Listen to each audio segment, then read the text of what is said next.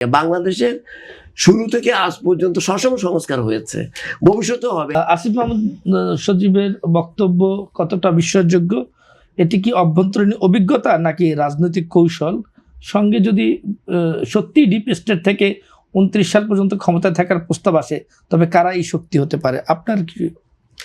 না, এটা তো কোনো স্ট্রাকচারের আছে কিনা ঠিক আমার সেভাবে জানা নেই। ডিপ স্টেট থাকে মানে অনেক জায়গায়। আমাদের এখানে আসলে সত্যিকার অর্থে উনি কোথা থেকে বলেছেন, এটার বেসিস কি সেটা জানি না, সেটা উনি ভালোভাবে বলতে পারবেন।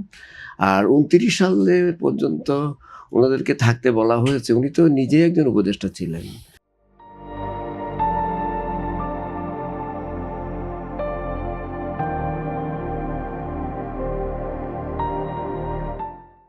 তো উনি তো 5ই আগস্টের পরে উনি বৈষম্য বিরোধী আন্দোলনের নেতা ছিলেন। উনি 1.5 বছর তো উপদেষ্টা ছিলেন।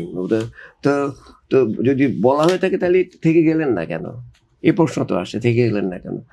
আর যে কথা এখানে আলোচনা হচ্ছে যে সংস্কার না করা পর্যন্ত নির্বাচন, এগুলো হলো এগুলো গণতন্ত্রের বিরোধী কথা। আসলে এগুলো কোনো গণতন্ত্রে বিশ্বাসী যারা তারা বিশ্বাস। আজকে দেখেন বাংলাদেশে 2007-এর পর থেকে যেই 17-18 বছর গেল গণতন্ত্রহীনতার মধ্যে দিয়ে বাংলাদেশের মানুষ ভোট দিতে পারেনি। ভোটের জন্যই এই দেশের মানুষ সংগ্রাম করেছে, গণতন্ত্রের জন্য সংগ্রাম করেছে।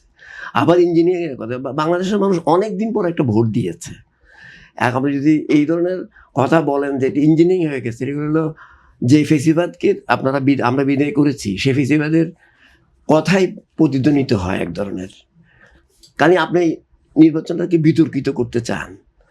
আপনি এটা না বলে বলতে পারতেন যে এই যে একটা যাত্রা শুরু হলো, এতে কি আপনি ফেসিবাদের নতুন রূপ দেখছেন? না, এই যে এসব কথা তো এই যে এগুলো হয় কি, এসব কথাবার্তা বললে আপনার মানুষের গণতন্ত্রের প্রতি যে মানুষ যে গণতন্ত্র তার মধ্যে যে অনেকদিন ছিল, এই যে নতুন করে যে একটা গণতন্ত্র ফিরে পেলো, সেটাকে আপনি অশ্রদ্ধা করলেন, গণতন্ত্রের প্রতি আপনি অনাস্থা দিলেন। আমি তো দেখি যারা আজকে বিরোধী দলে বসেছে তাদের এই দেশের পাকিস্তান থেকে যদি আপনি যদি তাদের ইতিহাস দেখেন, রাজনীতির ইতিহাস বা এবারে পরবর্তীতে বাংলাদেশের ওদের সর্বোচ্চ সিট ছিল 18টা। এখন যে এতগুলি সিট পেল, এটা তো একটা আশ্চর্যজনক ব্যাপার। থাকলে সেখানে কি ইঞ্জিনিয়ারিং হলো কিনা সে কথা কিন্তু আছে। কিন্তু তো বিষয়টা হচ্ছে যে এগুলো তো কোনো কথা না। কথাটা হচ্ছে যে এই যে মানুষ একটা নতুন সরকার পেলো, একটা বিরোধী দল পেলো, এইটাকে এই যে 15 বছর বাংলাদেশ যে একটা গণতন্ত্রকে ধ্বংস করে দেওয়া হলো, গণতন্ত্রকে আপনার কি বলে কবরস্থ করা হলো, অর্থনীতিকে ধ্বংস করা হলো, এটাকে কিভাবে পুনরুজ্জীবিত করা যায় সেগুলো না বলে আপনি বিতর্কিত করতে চাচ্ছেন। এবং এটার সঙ্গে এই যে ডিপ স্টেটের কথা 29 সাল, এগুলো মনে হয় একটা সংযোগ থাকলেও থাকতে পারে।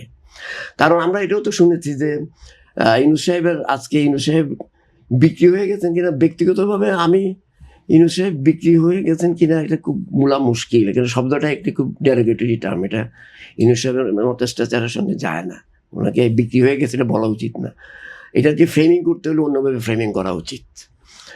কারণ সেটা যদি আমরা ডক্টর মোহাম্মদ ইউনূসের অতীতকে একটু ফিরে তাকাই, আমরা তিনি যখন নোবেল পেলেন তারপর পরই তিনি ক্ষমতায় যাবার জন্য রাজনৈতিক দলও গঠন করেছিলেন। হ্যাঁ, ওই সময় প্রশ্ন ছিল যে তার নোবেলের পেছনে কোনো কারণ আছে কিনা। সেটা তো আমি যে কথা বলতে চাচ্ছি যে উনি যে 1.5 বছর চালালেন এবং ওনার আমলে অনেক সময় শোনা যায় এখন যারা বিরোধী দল আছেন তাদের লোকজন প্রশাসন থেকে শুরু করে গণমাধ্যম থেকে শুরু করে সব জায়গায় দখল করে ফেলেছে, তাদের ব্যাংক বিমা থেকে সকলে বিভিন্নভাবে ইন ডিফারেন্ট ওয়ে। এটা কিন্তু অনেক প্রমাণও পাওয়া গেছে পরবর্তী পর্যায়ে। কারণ কথাটা হচ্ছে যে এগুলো তো আপনি তর্ক বিতর্ক অনেক কিছু করতে পারবেন। কথাটা হচ্ছে আপনি যে একটা নতুন সুযোগ পেলেন, এটাকে যারা ডিসরাপ্ট করতে আবার চাইবে তাদের ব্যাপারে আমার মনে হয় এই জিনিসগুলি ভাবা উচিত আছে। মানে আমি মনে করি যারা বাংলাদেশের ভালো চান, সত্যিকার অর্থে যদি মনে করেন যে গণতন্ত্রে যেমন বর্তমান যিনি প্রধানমন্ত্রী উনি একটা কথা একবার বলেছিলেন যে ওনারা চান যে বাংলাদেশের গণতান্ত্রিক প্রক্রিয়াটা চালু থাকুক। খুব ভালো কথা বলেছেন। আমার কথাটা হচ্ছে যে এই গণতান্ত্রিক প্রক্রিয়া চালু করতে হলে কিন্তু বিরোধী দল, সরকারি দল সহ অন্যান্য রাজনৈতিক দল যারা সংসদে আছে বা সংসদের বাইরে, এটা তো রাজনীতি যারা করেন আপনি সবসময় ক্ষমতায় যাবেন তা তো না। আপনি ক্ষমতা না পাইলেই আপনি ইঞ্জিনিয়ারিং হয়ে গেছে এটা বললে তো হবে না। আপনার তো কোনো প্রমাণই নাই কিছু, তাই না? কারণ ইঞ্জিনিয়ারিং হয়ে গেছে তাহলে আপনাদের ব্যাপারও বলতে পারে জিনিসটা। কথাটা হচ্ছে যে এগুলা হলো ডিসরাপটিভ কথাবার্তা এবং এই জন্য আমি মনে করি যে সহনশীল কথাবার্তা বলা উচিত, সমালোচনাটা টু দ্য পয়েন্ট এবং কনস্ট্রাকটিভ হওয়া উচিত। না হলে তাদের অন্য কোনো এজেন্ডা আছে কিনা সেটাও তো দেখতে হবে। কারণ বাংলাদেশে তো খুব মুশকিল হয়ে গেছে যে কে যে কখন কোন এজেন্ডা নিয়ে হাঁটতেছে, এটাই একটা মুশকিল। তো কাজে আমি মনে করবো যে যারা ট্রেজারি ব্রাঞ্চে আছেন তাদেরও এগুলা মানে চুলছাড়া বিশ্লেষণ করা উচিত। যারা বিরোধী দল আছেন তারাও এমন কোনো কথা বলা উচিত না যেটা আজকে যিনি সজীব ভুঁইয়া যে বলছেন 29 সাল পর্যন্ত, ওনারা তো সেই জোটের মধ্যেই আছেন, তো থেকে গেলেন না কেন? ওটা আমি বুঝলাম না। তাহলে কি বিষয়টা এরকম যে ওনারা থেকে গেলেন না, এটারও কোনো ডিবেটে যদি বলেই থাকে, যদি এটার কোনো আদৌ কোনো অস্তিত্ব থেকেই থাকে, তাহলে থেকে গেলেই পারতেন। তাহলে বিনা ভোটে আরো 29 সাল, এরপরে কইতেন যে 39 সাল, ভোটেরই দরকার না। আর সংস্কার হচ্ছে একটা চলমান প্রক্রিয়া। বাংলাদেশের শুরু থেকে আজ পর্যন্ত সবসময় সংস্কার হয়েছে, ভবিষ্যতেও হবে। এই গভর্নমেন্ট মনে করেন যদি এই যে 5 বছরের জন্য নির্বাচিত হয়েছে, এরা কিন্তু সবকিছু সংস্কার করে যেতে পারবে না। এবার নতুন নতুন আরো অনেক কিছু আসবে, সেগুলো করতে হবে। So it's a continuous process. এটা যে কেউ যদি বলে সংস্কার হওয়ার পরে যায় আমাদের নির্বাচন হয়, তাহলে এটা কি 50 বছর নাকি 100 বছর নাকি 200 বছর? Nobody nose.